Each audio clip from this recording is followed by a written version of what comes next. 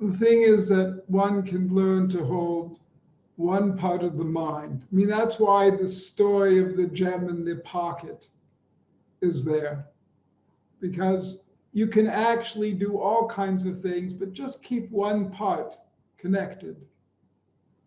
And the same way, if you had that $1 million diamond in your pocket, every once in a while, you just sort of put your hand there.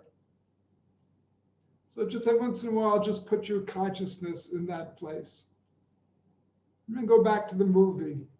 And I'll tell you, it's actually a really important spiritual practice, because one of the things about movies, we get so completely involved that they kind of take over. But if we every once in a while break that connection by connecting, then they don't take over completely. It doesn't have the same impact. And that's actually a very useful thing. And the same if you're reading. Stop every once in a while, connect up.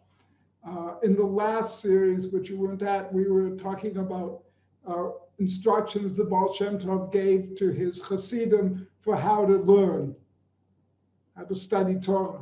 And he would say to them, before you begin, imagine that God is there with you in the space where you're sitting. And then start your learning. And he says, and every once in a while, says, unfortunately, sometimes learning takes you away from God. So every once in a while, stop and make that connection again, and then go back to that learning.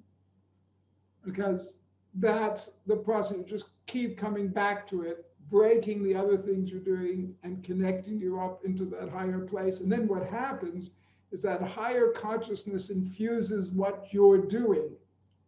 And then you'll be surprised what can happen to what seems like a very ordinary movie. Not that it becomes psychedelic or something, but rather you see it with a greater insight.